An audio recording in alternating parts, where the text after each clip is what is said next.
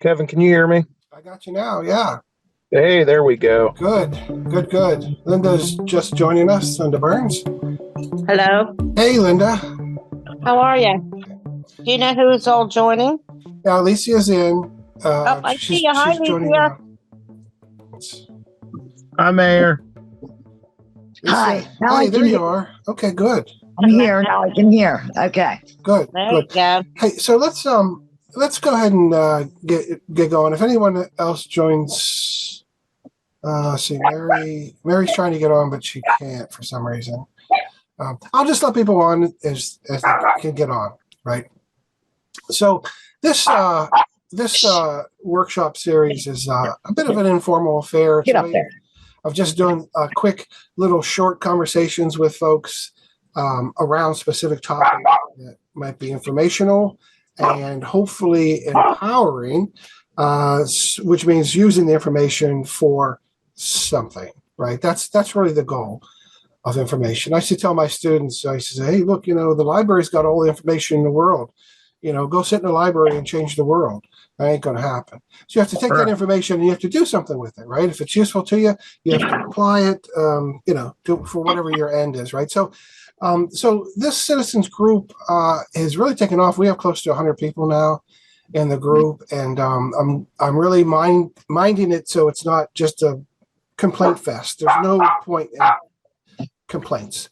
It's about what do we do with the issues we have and moving them forward. So one of the issues that comes up a lot with citizens in the borough here is these council meetings are just really free-for-alls. And it's actually a serious issue when you think about it in a larger sense, that if people come to meetings, like, oh, I'm going to go be a citizen, I'm going to come to the meetings, and they go and it's this circus, right? That's very off-putting.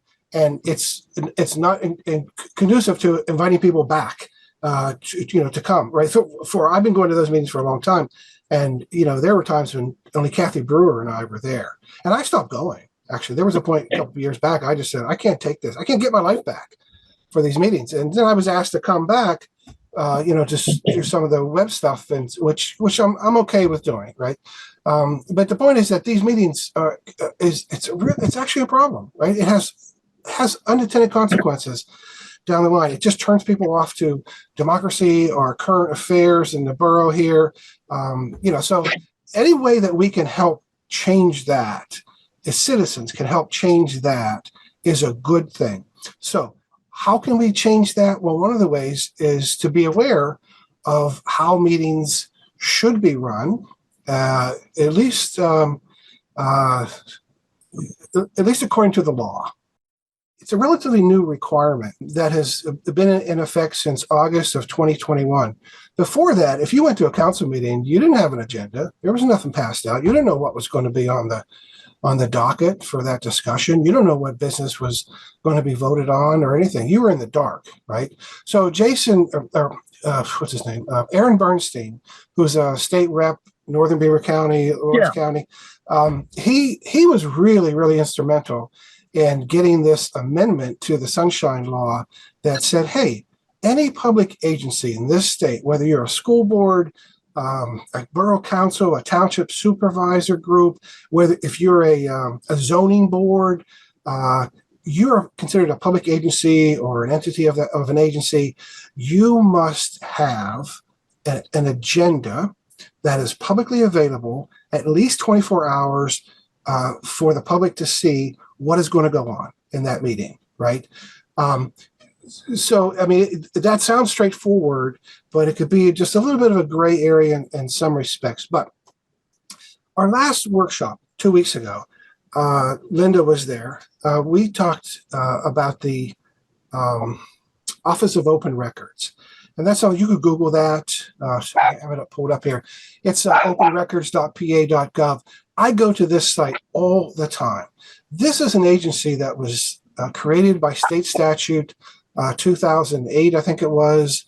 Governor Rendell put this into place. And it basically deals with open records issues and the Sunshine Law. So last week, we just sort of did an overview of the Open Records Office. We looked at the website. We looked at what was available, Right to Know, Sunshine Act. So tonight, I want to point you to the Sunshine Act Q&A it's pretty much everything you need to know about an agenda is spelled out on this Q&A. Okay, so this is the Office of Open Records website under the tab of Sunshine Act. You see that up there in the blue top header there. Okay, so there's a lot of great stuff in here. So what the Sunshine Act basically is it's the law regarding open meetings, right? Anytime a public agency is making decisions, that decision process, the deliberation, the talking about it, the debating, whatever, and the voting has to be open to the public. There are a few exceptions to that, but generally, all this stuff has to be in the light of day, right? In the sunshine. So on this FAQ here, down at the bottom, this is where they talk about the agenda requirements. So here's what it says. So an agenda has to be posted at least 24 hours in advance. If our council does not do that, they are in violation of the Sunshine Law, right? And there's a tab just above that talks about the penalties. There are actually real penalties involved with, if you can't, $100 to $1,000 first offense. But whose job is it to do that? Okay, so Pat, as the borough secretary, Pat asked, well, Jake, you get a request from Pat. Hey, what do you want on the agenda for the meeting? Okay. Yes. So Pat will collect all of the agenda items, and then she will put it in the agenda template, and then she will send me that agenda, and I will post that on the website. And so this. So before we go any further, what confuses me though is a lot of times, Pat will put on there like, what are we going to talk about, or what do you guys want on the agenda? And obviously, for me, I could put, future plans for park, or past business, things like that nature. Now, what happens if we get into a case when maybe something new popped up, or a lot of times when I walk into a meeting, someone will walk up to me and say, hey, can you bring this up for me? Yeah. I guess I can't say anything then. No, you absolutely can, and that's a great question. So what Aaron Bernstein did in drafting this amendment was he said, look, things do come up. If something comes up within 24 hours, right, you can change that agenda if it's relatively minor stuff, right? What they call de minimis, right? It's a relatively minor thing, okay? Not such a big deal. But if you change that agenda you cannot vote on anything that deals with money or contracts. Sure. That's what the law says. So if you need to get new truck tires and you change at the last minute within 24 hours of posting that agenda, that comes up, you can't do it. According as this is read, right? As the law says, you can't do it. You can do that at the next meeting, but you missed that window, right? Now, that's one way. You can amend that within 24 hours. That agenda has to be rewritten, has to be amended, and that has to be reposted. So Pat has to make the amendment. Say, Jake, you say, 5 hours before the meeting, hey, Pat, can you add this? She'll add it. She sends me an amended agenda. I have to repost it. It has to be noted on the agenda. And you can read this. It's right here. Yeah. And so that's amended. Now, at the meeting itself, people can add something to the agenda, but it has to be done by a majority vote. So as I read this, it can't be anything to deal with funds or contracts, but you can say, well, hey, let's talk about, we want to put a new stop sign in. We need to take a vote for an ordinance or whatever. We all agree to add this to the agenda. That vote has taken. Pat has to note in the minutes that item was added to the agenda at the meeting, and the minutes have to reflect that. So anybody looking back at the meeting says, oh, this was a last minute add-on to the agenda. This sounds really, really crazy detail oriented, but it all goes back to this concept of, you can't pull the wool over the public's eyes anymore. Right. Yep. So there are procedures to add things. There are procedures to handle business that comes up the last minute. Now, the law does say if it's an emergency of some sort, or something that you just can't deal with outside of it, you have to deal with it now. That's permissible, right? Sure. So there's a little bit of wiggle room and common sense, gray area in this. Now, what about like anything not pertaining to money or whatever else? So let's just say nitpicky little things like I want to put gravel in let's say I have a pile of gravel, a stockpile, and I want to add more gravel onto our parking lot. Is that something that they want to know on the agenda? Going to discuss gravel parking lot. Yeah, that's another great question. There's a tab at the bottom of the FAQ there. I just opened it up. Is how specific should this agenda stuff be, right? And it does say, look, some stuff that is just, discussion, or you're wondering about something, you probably don't have to add that to the agenda.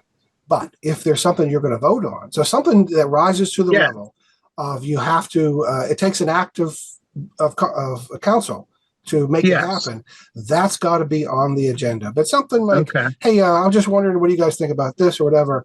That's not necessary. And matter of fact, when Pat takes the minutes, as the old saying is, they're minutes, they're not seconds, right?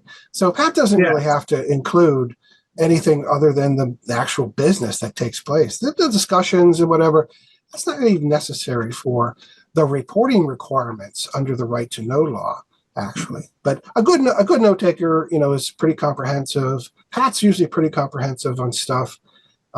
So there are these gray areas. There's a little bit of a wiggle room, but the bottom line is anything that is going to deal with money, decisions that take a vote, that has to be on the agenda, and that has to, if it's added later, has to reflect that it was added later in the public record. Now, agendas are public documents or public records. They can be asked for under the right to know law. Now, if you go to a website, let me see if I can pull it up here. Okay, can you see this?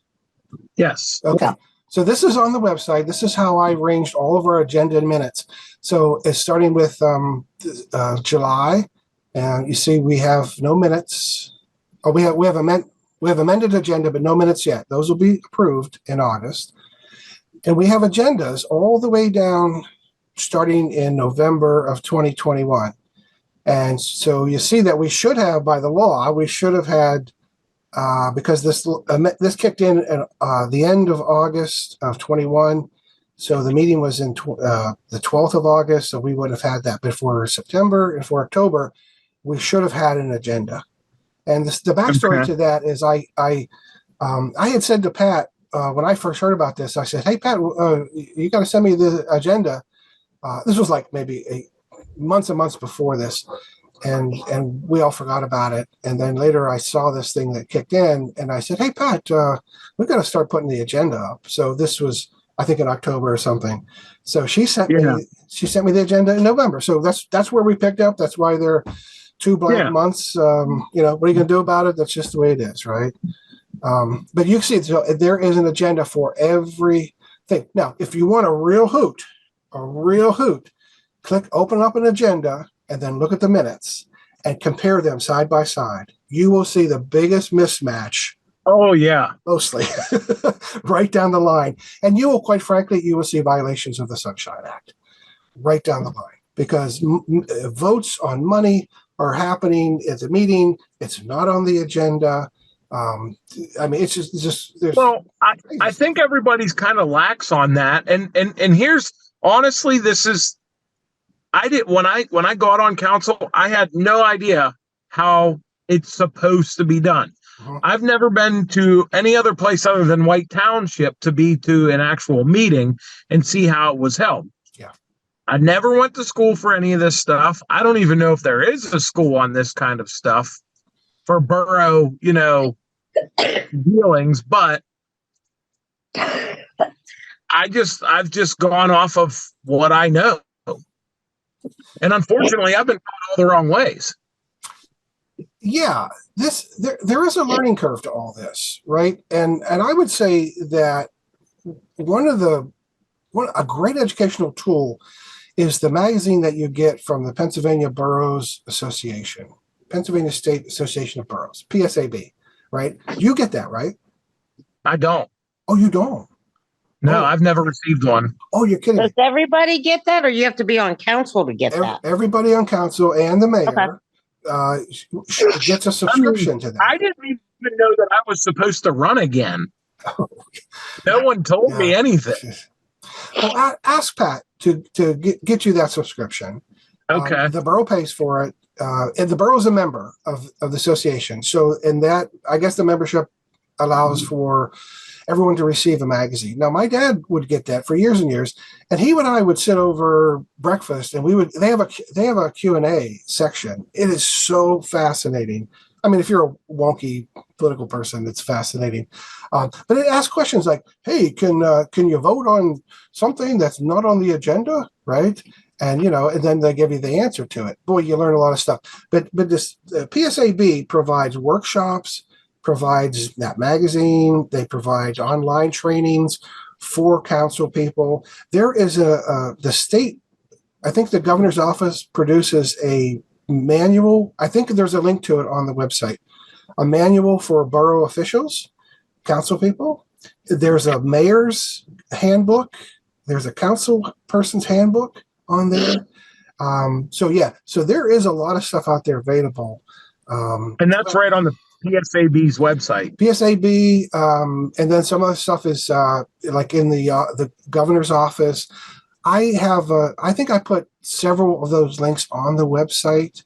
I mean, I would think in the best of worlds, because the president of council is the leader, right? And is responsible for making sure that everything runs, Yes. and oversight of the secretary and treasurer. So the president of council and the secretary, I would think in the best worlds would be responsible to make sure that every council person has training, has a magazine, right? It needs what they has what they need to do their job. An ordinance book, for example, a copy of Robert's Rules of Order. I think somewhere down the line, I'm going to do a workshop on Robert's Rules and what this is about. So there, every council person should be trained, because we're not born knowing how to run a dang council meeting. You know what I mean? But the stuff is out there. Right. So this is all a matter of good governance, right? That's the concept here. Good governance. The law is X. We should follow X, right? Yes. It's this way because it's just people should be informed. The citizens should be in the dark. So we should make an attempt to inform the citizens so they're not in the dark, right? It's a very simple equation, really, right? So when we don't do this, what's that say? When we don't craft an agenda that is meaningful, and we don't follow the agenda at a meeting, what does that say about how we care about good governance in this borough? And I say we because it's not just the council or elected officials. We citizens get the government we deserve. If we allow this to continue without saying, hey, come on, then it's on us too, right? Yeah. So we can all share the blame in here, but if we all think of this like, well, we're all responsible for good governance, you know what I mean? So one of the things that, look, I'm not an elected official, I'm just an average citizen, but I'm offering these workshops as a way to help educate, right? And and I learn as much as anybody from others too during this process. Does this all make sense to you guys? This what the agenda is, the legal requirements for having an agenda, how that agenda should reflect what the business is at the meetings, and that the meetings have to follow that agenda or make those concessions. You have to vote on putting something onto the docket. That has to be put into the public record, in the minutes, that this was an add-on to the stuff. If you just Google some of these violations around the state, you go, oh my God, this makes total sense, because some of these boroughs are like the Wild West, right? So it is the president who should stop the meeting when something happens and something comes up like, hey, we need to vote on this or that. Agenda? If it's not on the agenda, the president should say, no, we can't discuss. That's we can't right. discuss this because unless we vote to put it on the agenda. Yeah. Right. Yeah. And if it's about money, we can't deal with it because it's such a late hour. It's not about money. You think about it. If you didn't have that rule, you could be like wheeling and dealing big money ticket items at the last minute. Absolutely. Like, let's just vote on it, and then we'll This is stupid, but it takes me back to a movie, and it's the Dukes of Hazzard came out with a newer movie, and they were trying to sell the Duke's farm, and they were trying to do it without putting it on an agenda, basically, and nobody showed up. It was just whatever his name is. But that's what that reminds me of. You Exactly. you can't slide these things under the rug and, hey, nobody's here to say any other thing or anything otherwise. So, Well, I have to say, me as a citizen, I knew nothing about this, but this is very informative for me to now know. Like, I can be sitting there and I'm not quite sure I'm going to raise my hand and say, "Oh, you can't do that." I don't know if I would be comfortable saying that. Right, but I think what I'll do is I will maybe mention something, and I'll put that on the agenda that we will discuss things like this. Well, here's a structural thing that could change this, Jake. If you want to work with Pat on this, so you know how you have approval of the minutes at the very top of the agenda, right? Yes. If you added under that approval of the agenda, and you all looked at that agenda and you went right down the line, and if Louis, the president, said, "Is there anything else we want to add to this?" Right? And if Wendy says, "Oh, I want to make a motion to buy new truck tires for $1,300," right? Okay, do we all vote on adding this to the agenda under new business? Yes. Boom, it's there. Pat makes it right. If that's a way of dealing with that at the front end, right? Yes. And if there's so everyone is agreed that this is the agenda we're going to follow, right? The citizen stuff. If you've listened to Lou say this, and this is actually really common, the citizens' comments really should be about the agenda, the items on the agenda, right? Yes. At that opening citizens' comment section, right? So this is the citizens say, "Oh, I see you're going to buy new truck tires," right? And so I want to stand up and say that I don't think you need new truck tires, right? Whatever, right? Okay, that's appropriate. But to stand up and say, "Oh, my neighbor's rain gutters are flooding my yard," right? That's not on the agenda. But that could be handled by another Adding section it to the agenda. But it's totally permissible for the president to allow it. You see what I'm saying? So the citizens' comments, that's their chance for citizens to comment on the agenda action items. Okay. They can't comment on those if they don't know what they are, right? Sure. And so, but if they're there and those new additions are added before they have the citizens' comments, then a citizen could go, "Oh, wait a minute, they're going to talk about this. Well, I want to speak up and give my peace of mind about Sure. that," right? So this is why citizens' comments can never come at the end. This is illegal. This is in the law because citizens have to have the opportunity to talk and express their views on an item before it is voted on. That's why the citizens' comments comes front in the agenda, not at the end stuff. But so, really, I mean, just in the best of worlds, we should all try to do the best we can on crafting the best kind of agenda and holding the best kind of meetings according to the agenda as we can, knowing full well that there are some gray areas and some deviations happen. If you read those Q&As on the Office of Open Records thing about it, it's still a bit of a gray area what these agenda items are, how strict they should be. But yeah, but we have a long ways to go in this borough, in my estimation, to tightening up that process, conforming to the Sunshine Law in practice at the meetings. Sure. So there's no two ways about that. But we can only get better, right? I'm hoping. Well, and that's the thing. The more you know, the more we're able to do, and I'm learning every day. Yeah. And we also have an obligation to sort of help each other out on this too. Rather than like, "Oh, you didn't do this." I mean, you could point that out. You could say, "Oh, well," but where does that get you? Right? At the end of the day, where does that get you? I think everybody on council should be the wingman of the president who may not know what's going on, and say, "Hey, Mr. President, maybe we should do this." Or another council person who's, just being out of line for whatever reason, you know, it doesn't take much to say, oh, hey, wait a minute, we need to do this in a different way. Thank you all for being a part of this. I'm gonna make this video of this, and I'm gonna post it so you can check this out. Thank you, Linda. Thank you, Mayor. Thank you so much. It's been informative again. Good. Awesome. Well, thanks, guys. Everybody enjoy your night. Okay. Thank you too. Take care. Bye-bye. All right. Bye-bye.